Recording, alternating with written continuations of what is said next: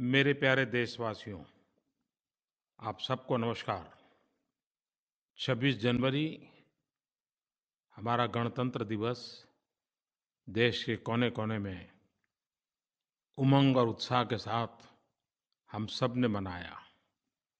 भारत का संविधान नागरिकों के कर्तव्य, नागरिकों के अधिकार, लोकतंत्र के प्रति हमारी प्रतिबद्धता, एक प्रकार से ये संस्कार उत्सव भी है, जो आने वाली पीढ़ियों को लोकतंत्र के प्रति, लोकतांत्रिक ज़िम्मेवारियों के प्रति जागरूक भी करता है, संस्कारित भी करता है।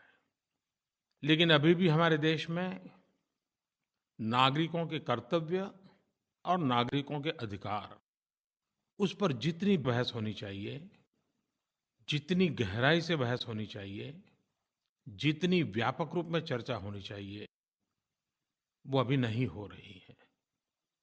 मैं आशा करता हूँ कि हर स्तर पर, हर वक्त जितना बल अधिकारों पर दिया जाता है, उतना ही बल कर्तव्यों पर भी दिया जाए। अधिकार और कर्तव्य की दो पटरी पर ही भारत के लोकतंत्र की गाड़ी तेज गति से आगे बढ़ सकती है। कल 30 जनवरी है, हमारे पूज्य बापू की पुण्यतिथि है। 30 जनवरी को हम सब सुबह 11 बजे 2 मिनट मौन रख करके देश के लिए प्राण न्यौछावर करने वाले शहीदों को श्रद्धांजलि देते हैं। एक समाज के रूप में, एक देश के रूप में 30 जनवरी 11 बजे 2 मिनट श्रद्धांजलि, ये सहज स्वभाव बनना चाहिए। 2 मिनट क्यों न हो, लेकिन उसमें सामूहिकता भी, संकल्प भी और शहीदों के प्रति श्रद्धा भी अभिव्यक्त होती है। हमारे देश में सेना के प्रति, सुरक्षा बलों के प्रति एक सहज आदर भाव प्रकट होता रहता है। इस गणतंत्र दिवस की पूर्व संध्या पर विभिन्न वीरता पुरस्कारों से जो वीर जवान सम्मानित हुए, उनको, उनके परिवारजनों को मैं बधाई देता हूँ। इन पुरस्कारों में कीर्ति चक्र, शौर्य चक्र, परम विशिष्ट सेवा मेडल, विशिष्ट सेवा मेडल, अनेक श्रेणियां हैं।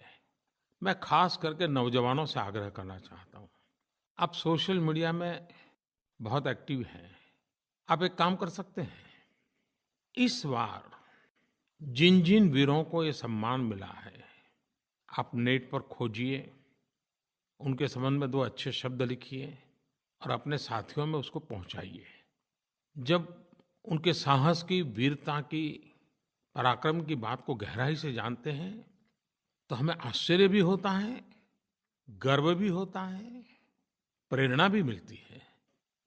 एक तरफ हम सब 26 जनवरी के उमंग और उत्साह की खबरों से आनंदित थे, तो उसी समय कश्मीर में हमारे जो सेना के जवान देश की रक्षा में डटे हुए हैं, वे हिमस्खलन के कारण वीरगति को प्राप्त हुए। मैं इन सभी वीर जवानों को आदरपूर्वक श्रद्धांजलि देता हूँ, नमन करता हूँ। मेरे युवा साथियों, आप तो भलीभांति जानते हैं कि मैं मन की बात लगातार करता रहता हूँ। जनवरी, फरवरी, मार्च, अप्रैल, ये सारे महीने हर परिवार में कसौटी के महीने होते हैं। घर में 1-2 बच्चों की एग्ज़ाम होती हैं, लेकिन पूरा परिवार एग्ज़ाम के बोझ में दबा हुआ होता है।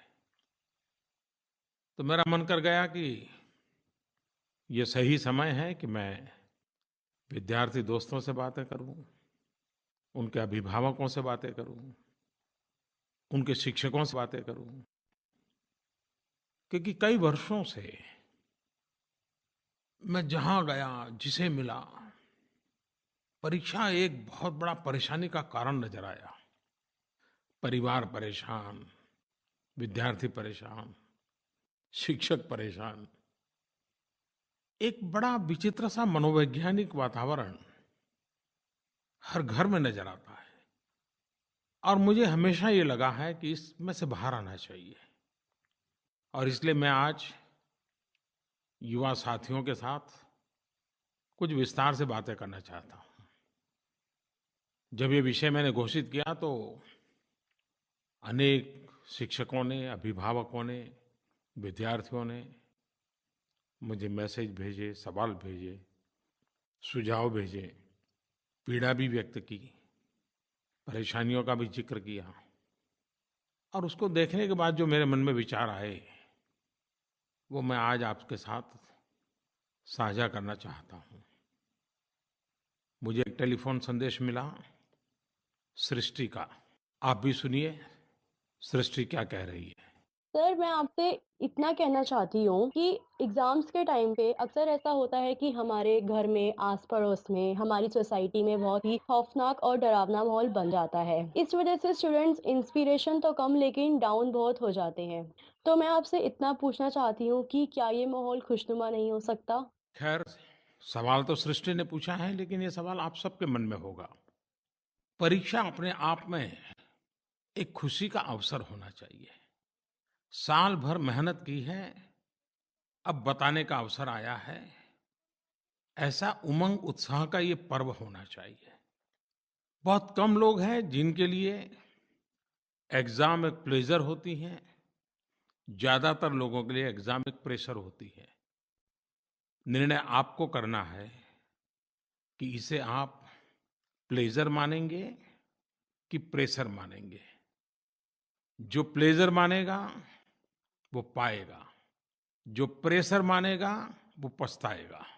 और इसलिए मेरा मत है कि परीक्षा एक उत्सव है। परीक्षा को ऐसे लीजिए जैसे मानो एक त्योहार है। और जब त्योहार होता है, जब उत्सव होता है, तो हमारे भीतर जो सबसे बेस्ट होता है वही बाहर निकल करके आता है। समाज की भी ताकत की अनुभूति उत्सव के समय होती है। जो उत्तम से उत्तम है वो प्रकट होता है। सामान्य रूप से हमको लगता है कि हम लोग कितने इनडिसिप्लिन है, लेकिन जब 40-45 दिन चलने वाले कुंभ के मेलों की व्यवस्था देखें तो पता चलता है कि ये मिक्सअप अरेंजमेंट और क्या डिसिप्लिन है लोगों में। ये उत्सव की ताकत है। एग्जाम में भी पूरे परिवार में, मित्रों के बीच, आस पड़ोस के बीच एक उत्सव का माहौल बनना चाहिए। आप देखिए, ये प्रेशर प्लेजर में कन्वर्ट हो जाएगा। उत्सवपूर्ण वातावरण बोझ मुक्त बना देगा। और मैं इसमें माता-पिता को ज़्यादा आग्रह से कहता हूँ कि आप इन 3-4 महीने एक उत्सव का वातावरण बनाइए। पूरा परिवार एक टीम के रूप में इस उत्सव को सफल करने के लिए अपनी-अपनी भूमिका उत्साह से निभाएँ। देखिए, देखते ही देखते बदलाव आ जाएगा। हकीकत तो ये है कि कन्याकुमारी से कश्मीर तक और कच्छ से लेकर के कामरूप तक, अमरेली से लेकर के अरुणाचल प्रदेश तक, ये 3-4 महीने परीक्षा ही परीक्षाएँ होती हैं। ये हम सबका दायित्व है कि हम हर वर्ष इन 3-4 महीनों को अपने-अपने तरीके से, अपनी-अपनी परंपरा को लेते हुए, अपने-अपने परिवार के वातावरण को लेते हुए उत्सव में परिवर्तित करें। और इसलिए मैं तो आपसे कहूँगा, स्माइल मोर, स्कोर मोर। जितने ज़्यादा खुशी से इस समय को बिताओगे, उतने ही ज़्यादा नंबर पाओगे। करके देखिए। और आपने देखा होगा कि जब आप खुश होते हैं, मुस्कुराते हैं, तो आप रिलैक्स अपने आप को पाते हैं। आप सहज रूप से रिलैक्स हो जाते हैं। और जब आप रिलैक्स होते हैं, तो आपकी वर्षों पुरानी बातें भी सहज रूप से आपको याद आ जाती हैं। 1 साल पहले क्लासरूम में टीचर ने क्या कहा, पूरा दृश्य याद आ जाता है। और आपको ये पता होना चाहिए, मेमोरी को रिकॉल करने का जो पावर है, वो रिलैक्सेशन में सबसे ज़्यादा होता है। अगर आप तनाव में हैं, तो सारे दरवाजे बंद हो जाते हैं। बाहर का अंदर नहीं जाता, अंदर का बाहर नहीं आता है। विचार प्रक्रिया में एक ठहराव आ जाता है, वो अपने आप में एक बोझ बन जाता है। एग्ज़ाम में भी आपने देखा होगा, आपको सब याद आता है किताब याद आती है, चैप्टर याद आता है, पेज नंबर याद आता है, पेज में ऊपर की तरफ लिखा है कि नीचे की तरफ वो भी याद आता है, लेकिन वो पर्टिकुलर शब्द याद नहीं आता है। लेकिन जैसे ही एग्ज़ाम देकर के बाहर निकलते हो और थोड़ा-सा कमरे के बाहर आए, अचानक आपको याद आ जाता है, हाँ यार ये शब्द था।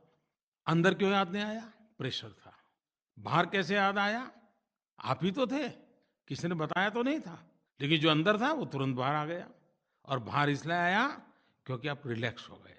और इसलिए मेमोरी रिकॉल करने की सबसे बड़ी अगर कोई औषधि है, तो वो रिलैक्सेशन है। और ये मैं अपने स्वानुभव से कहता हूँ कि अगर प्रेशर है तो अपनी चीज़ें हम भूल जाते हैं और रिलैक्स हैं तो कभी हम कल्पना नहीं कर सकते, अचानक ऐसी-ऐसी चीज़ें याद आ जाती हैं, वो बहुत काम आ जाती हैं। और ऐसा नहीं है कि आपके पास नॉलेज नहीं है, ऐसा नहीं कि आपके पास इन्फॉर्मेशन नहीं है, ऐसा नहीं कि आपने मेहनत नहीं की है, लेकिन जब टेंशन होता है, तब आपका नॉलेज, आपका ज्ञान, आपकी जानकारी नीचे दब जाती है और आपका टेंशन उस पर सवार हो जाता है। और इसलिए आवश्यक है, a happy mind is the secret for a good marksheet. कभी-कभी ये भी लगता है कि हम प्रॉपर पर्सपेक्टिव में इस परीक्षा को देख नहीं पाते हैं। ऐसा लगता है कि वो जीवन-मरण का जैसे सवाल है। आप जो एग्ज़ाम देने जा रहे हैं, वो साल भर में आपने जो पढ़ाई की है, उसकी एग्ज़ाम है। ये आपके जीवन की कसौटी नहीं है। आपने कैसा जीवन जिया, कैसा जीवन जी रहे हो, कैसा जीवन जीना चाहते हो, उसकी एग्ज़ाम नहीं है। आपके जीवन में क्लासरूम में नोटबुक लेकर के दी गई परीक्षा के सिवाय भी कई कसौटियों से गुजरने के अवसर आए होंगे और इसलिए परीक्षा को जीवन की सफलता विफलता से कोई लेना देना है, ऐसे बोझ से मुक्त हो जाइए।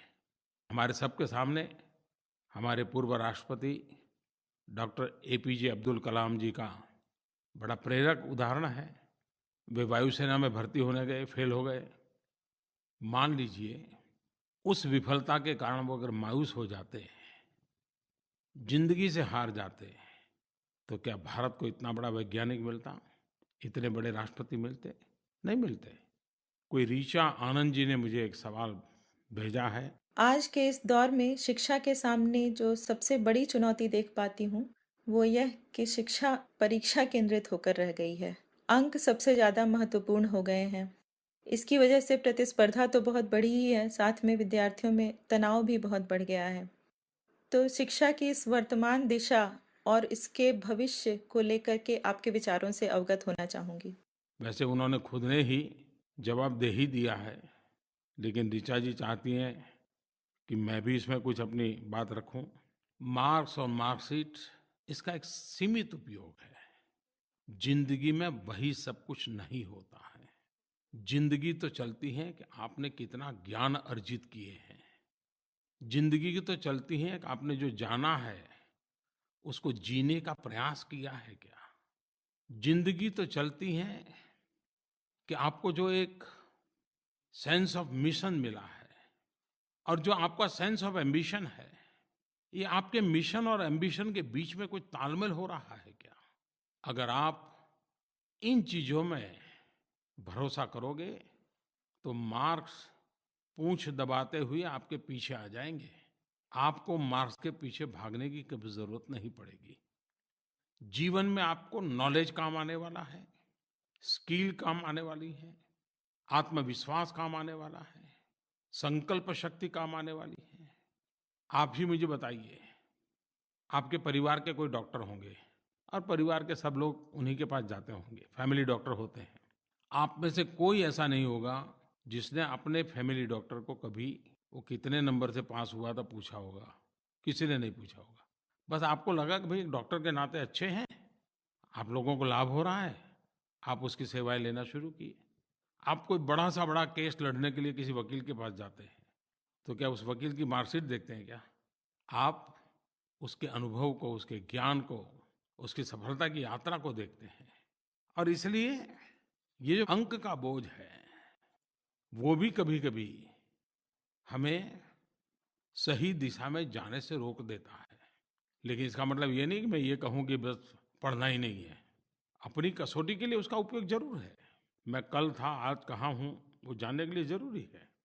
कभी-कभार ये भी होता है, और अगर बारीकी से आप अपने स्वयं के जीवन को देखोगे, तो ध्यान में आएगा कि अगर अंक के पीछे पड़ गए, तो आप शॉर्टेस्ट रास्ते खोजोगे। सिलेक्टेड चीज़ों को ही पकड़ोगे और उस पर फ़ोकस करोगे। लेकिन आपने जिन चीज़ों पर हाथ लगाया था, उसके बाहर की कोई चीज़ आ गई, आपने जो सवाल तैयार किए थे, उससे बाहर का सवाल आ गया, तो आप एकदम से नीचे आ जाएँगे। अगर आप ज्ञान को केंद्र में रखते हैं, तो बहुत चीज़ों को अपने में समेटने का प्रयास करते हो। लेकिन अंक पर फ़ोकस करते हो, मार्क्स पर फ़ोकस करते हो, तो आप धीरे-धीरे अपने आप को सिकुड़ते जाते हो और एक निश्चित एरिया तक अपने आप को सीमित करके सिर्फ़ मार्क्स पाने के लिए। तो हो सकता है कि एग्ज़ाम में होनहार बनने के बावजूद भी जीवन में कभी-कभी विफल हो जाते हैं। ऋचा जी ने एक बात ये भी कही है, प्रतिस्पर्धा।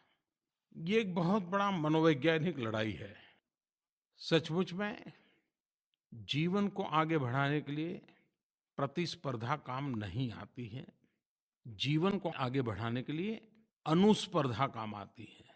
और जब हम अनुस्पर्धा मैं कहता हूं कि उसका मतलब है स्वयं से स्पर्धा करना। बीते हुए कल से आने वाली कल बेहतर कैसे हो, बीते हुए परिणाम से आने वाला अवसर अधिक बेहतर कैसे हो। अक्सर आपने खेल जगत में देखा होगा, क्योंकि उसमें तुरंत समझ आता है, इसलिए मैं खेल जगत का उदाहरण देता हूं। ज्यादातर सफल खिलाड़ियों के जीवन की एक विशेषता है कि वो अनुस्पर्धा करते हैं। अगर हम श्रीमान सचिन तेंदुलकर जी का ही उदाहरण ले लें, 20 साल लगातार अपने ही रिकॉर्ड तोड़ते जाना, खुद को ही हर बार पराजित करना और आगे बढ़ना, बड़ी अद्भुत जीवन यात्रा है उनकी। क्योंकि उन्होंने प्रतिस्पर्धा से ज्यादा अनुस्पर्धा का रास्ता अपनाया जीवन के हर क्षेत्र में दोस्तों। और जब आप एग्जाम देने जा रहे हैं, तब पहले अगर 2 घंटे पढ़ पाते थे शांति से, वो 3 घंटे कर पाते हो क्या? पहले जितने बजे सुबह उठना तय करते थे, देर हो जाती थी, कि आप समय पर उठ पाते हो क्या? पहले परीक्षा के टेंशन में नींद नहीं आती थी, अब नींद आती है क्या? खुद को ही आप कसौटी पर कस लीजिए और आपको ध्यान में आएगा, प्रतिस्पर्धा में पराजय हताशा, निराशा और ईर्ष्या को जन्म देता है। लेकिन अनुस्पर्धा आत्ममंथन, आत्मचिंतन का कारण बनती है, संकल्प शक्ति को दृढ़ बनाती है। और जब खुद को पराजित करते हैं, तो और अधिक आगे बढ़ने का उत्साह अपने आप पैदा होता है। बाहर से कोई एक्स्ट्रा एनर्जी की जरूरत नहीं पड़ती है, भीतर से ही वो ऊर्जा अपने आप पैदा होती है। अगर सरल भाषा में मुझे कहना है, तो मैं कहूँगा, जब आप किसी से प्रतिस्पर्धा करते हैं, तो 3 संभावनाएं मोटी-मोटी नजर आती हैं। एक, आप उससे बहुत बेहतर हैं। दूसरा, आप उससे बहुत खराब हैं, या आप उसके बराबर के हैं। अगर आप बेहतर हैं, तो बेपरवाह हो जाएंगे, अति विश्वास से भर जाएंगे। अगर आप उसके मुकाबले खराब करते हैं, तो आप दुखी और निराश हो जाएंगे, ईर्ष्या से भर जाएंगे, जो ईर्ष्या आपको अपने आप को खाती जाएगी। और अगर बराबरी के हैं, तो सुधार की आवश्यकता आप कभी महसूस ही नहीं करोगे। जैसी गाड़ी चलती है, चलते रहोगे। तो मेरा आपसे आग्रह है अनुस्पर्धा का, खुद से स्पर्धा करने का। पहले क्या किया था, उससे आगे कैसे करूँगा, अच्छा कैसे करूँगा, बस इसी पर ध्यान केंद्रित कीजिए। आप देखिए, आपको बहुत परिवर्तन महसूस होगा। श्रीमान एस सुंदर जी ने अभिभावकों की भूमिका के संबंध में अपनी भावना व्यक्त की है। उनका कहना है कि परीक्षा में अभिभावकों की भूमिका बहुत ही महत्वपूर्ण होती है। उन्होंने आगे लिखा है, मेरी माँ पढ़ी लिखी नहीं थी, फिर भी वह मेरे पास बैठा करती थी और मुझसे गणित के सवाल हल करने के लिए कहती थी। वह उत्तर मिलाती और इस तरह से वो मेरी मदद करती थी, गलतियां ठीक करती थी। मेरी माँ ने 10वीं की परीक्षा पास नहीं की, लेकिन बिना उनके सहयोग के मेरे लिए सीबीएसई की एग्ज़ाम पास करना नामुमकिन था। सुंदर जी, आपकी बात सही है। और आज भी देखा होगा आपने, मुझे सवाल पूछने वाले, सुझाव देने वालों में महिलाओं की संख्या ज़्यादा है, क्योंकि घर में बालकों के भविष्य के संबंध में माताएं जो सजग होती हैं, सक्रिय होती हैं, वे बहुत चीज़ें सरल कर देती हैं। मैं अभिभावकों से इतना ही कहना चाहूँगा, 3 बातों पर हम बल दें: स्वीकारना, सिखाना, समय देना। जो है उसे एक्सेप्ट कीजिए। आपके पास जितनी क्षमता है आप मेंटर कीजिए। आप कितने ही व्यस्त क्यों न हो, समय निकालिए, टाइम दीजिए। एक बार आप एक्सेप्ट करना सीख लेंगे, अधिकतम समस्याएं तो वहीं समाप्त हो जाएगी। हर अभिभावक इस बात को अनुभव करता होगा। अभिभावकों का, टीचरों का एक्सपेक्टेशन समस्या की जड़ में होता है। एक्सेप्टेंस समस्याओं के समाधान का रास्ता खोलता है। अपेक्षाएं राह कठिन कर देती हैं। अवस्था को स्वीकार करना नए रास्ते खोलने का अवसर देती हैं। और इसलिए जो है उसे एक्सेप्ट कीजिए। आप भी बोझ मुक्त हो जाएंगे।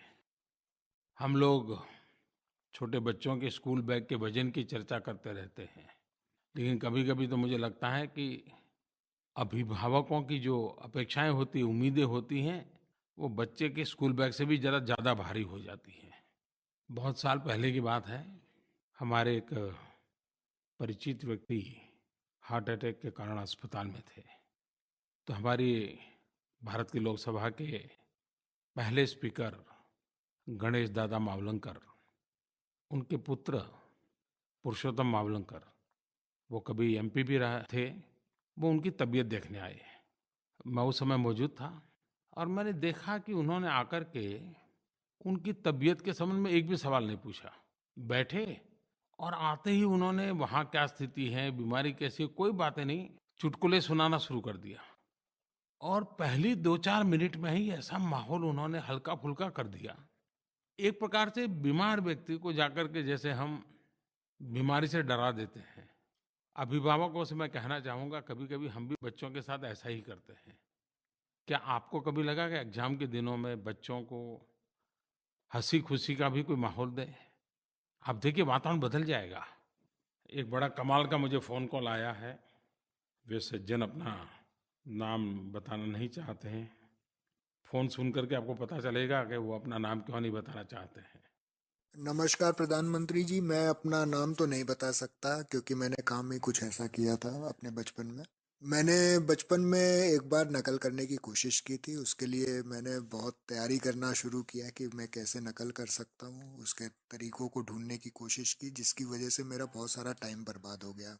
उस टाइम में मैं पढ़ करके भी उतने ही नंबर ला सकता था जितना मैंने नकल करने के लिए दिमाग लगाने में खर्च किया। और जब मैंने नकल करके पास होने की कोशिश की तो मैं उसमें पकड़ा भी गया और मेरी वजह से मेरे आसपास के कई दोस्तों को काफ़ी परेशानी हुई। आपकी बात सही है।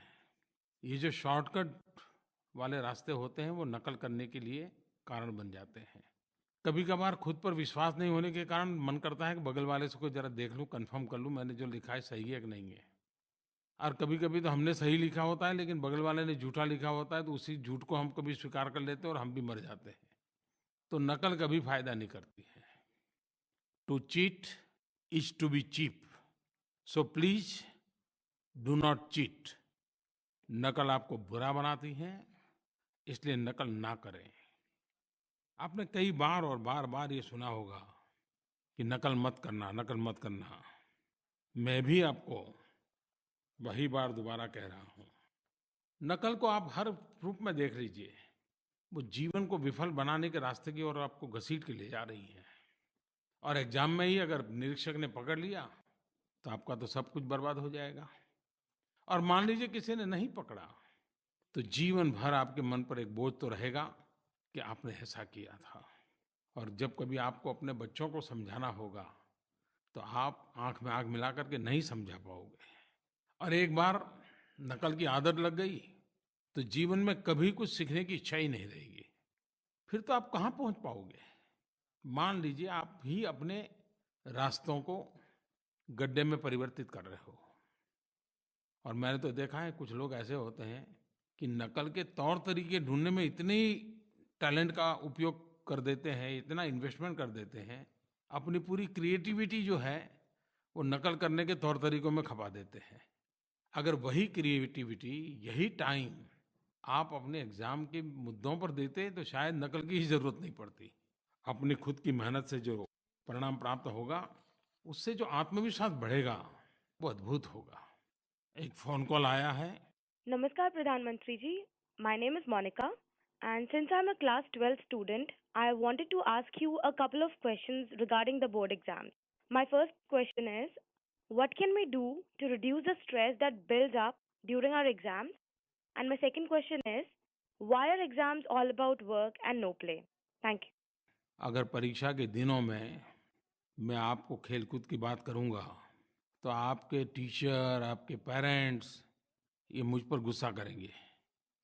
वो नाराज़ हो जाएँगे कि ये कैसा प्रधानमंत्री है, बच्चों को एग्ज़ाम के समय में कह रहा है खेलो।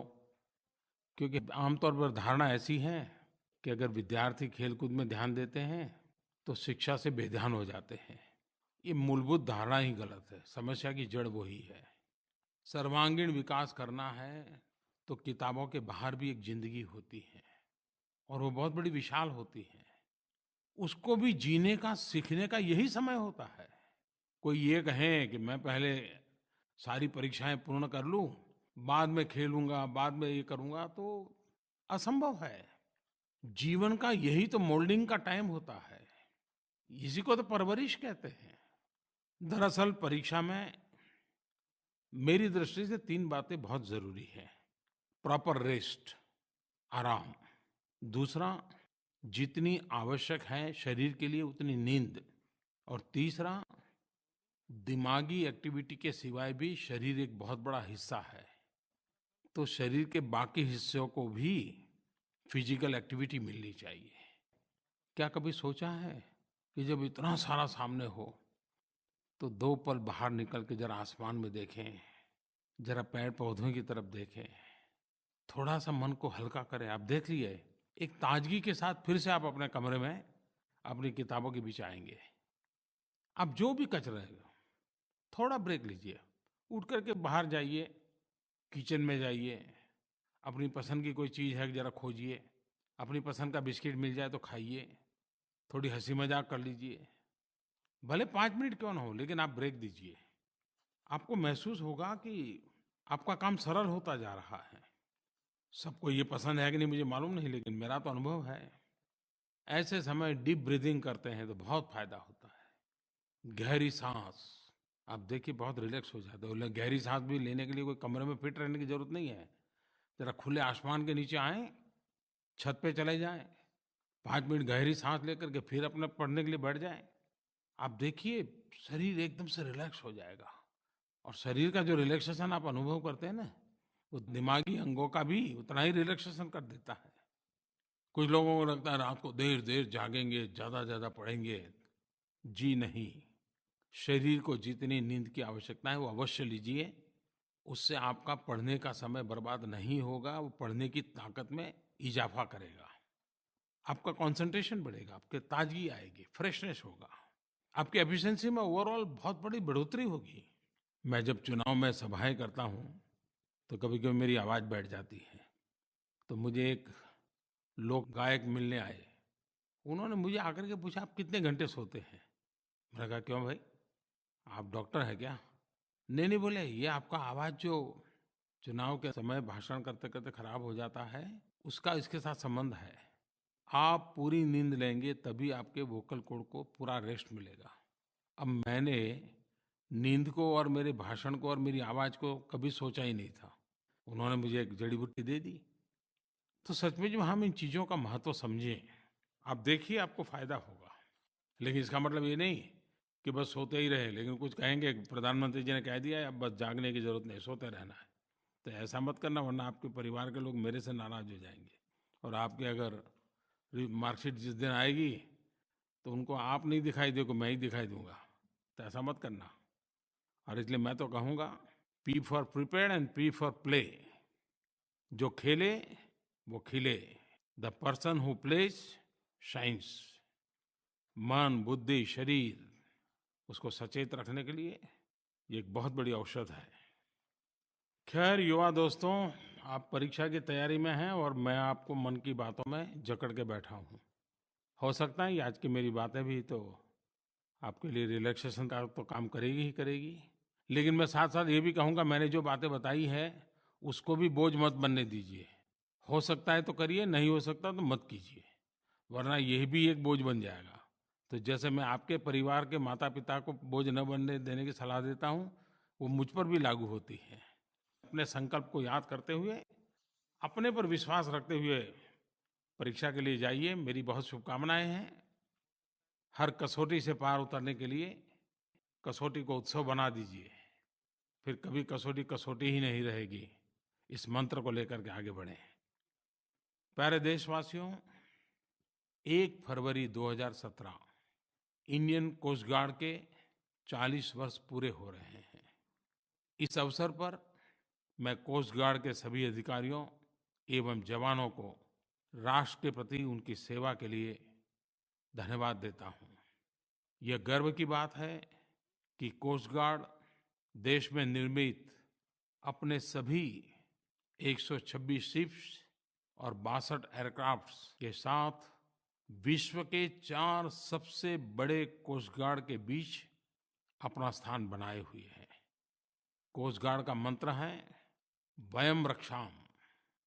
अपने इस आदर्श वाक्य को चरितार्थ करते हुए देश की समुद्री सीमाओं और समुद्री परिवेश को सुरक्षित करने के लिए कोस्ट गार्ड के जवान प्रतिकूल परिस्थितियों में भी दिन रात तत्पर रहते हैं। पिछले वर्ष कोस्ट गार्ड के लोगों ने अपनी जिम्मेवारियों के साथ साथ हमारे देश के समुद्री तट को स्वच्छ बनाने का बड़ा अभियान उठाया था और हजारों लोग इसमें शरीक हुए थे। कोस्टल सिक्योरिटी के साथ साथ कोस्टल क्लीननेस, इसकी भी चिंता की उन्होंने। वे सचमुच में बधाई के पात्र हैं। और बहुत कम लोगों को मालूम होगा कि हमारे देश में कोस्ट गार्ड में सिर्फ पुरुष नहीं है, महिलाएं भी कंधे से कंधा मिलाकर समान रूप से अपनी जिम्मेवारियां निभा रही हैं और सफलतापूर्वक निभा रही हैं। कोस्ट गार्ड की हमारी महिला अफसर पायलट हो, ऑब्जर्वर्स के रूप में काम हो, इतना ही नहीं, होवरक्राफ्ट की कमान भी संभालती हैं। भारत की तटीय सुरक्षा में लगे हुए और सामुद्रिक सुरक्षा एक महत्वपूर्ण विषय आज विश्व का बना हुआ है। तब मैं इंडियन कोस्ट गार्ड के 40वीं वर्षगांठ पर उनको बहुत बहुत बधाई देता हूँ। 1 फरवरी को बसंत पंचमी का त्यौहार है।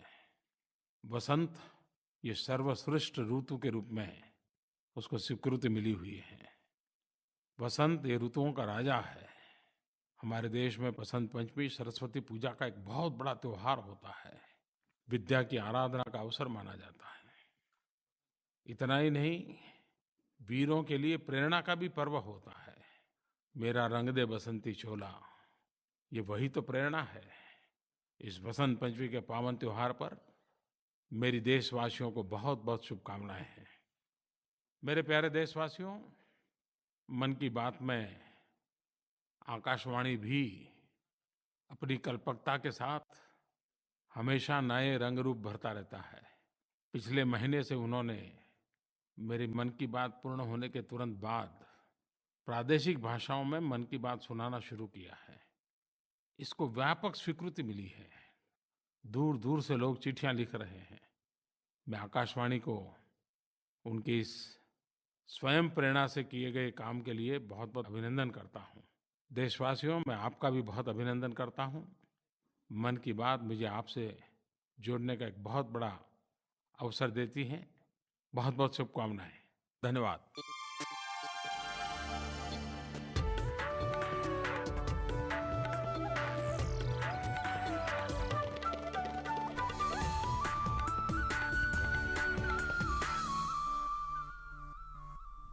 तो अभी आप सुन रहे थे प्रधानमंत्री की मन की बात, और आज के मन की बात के संस्करण में प्रधानमंत्री ने खासकर जो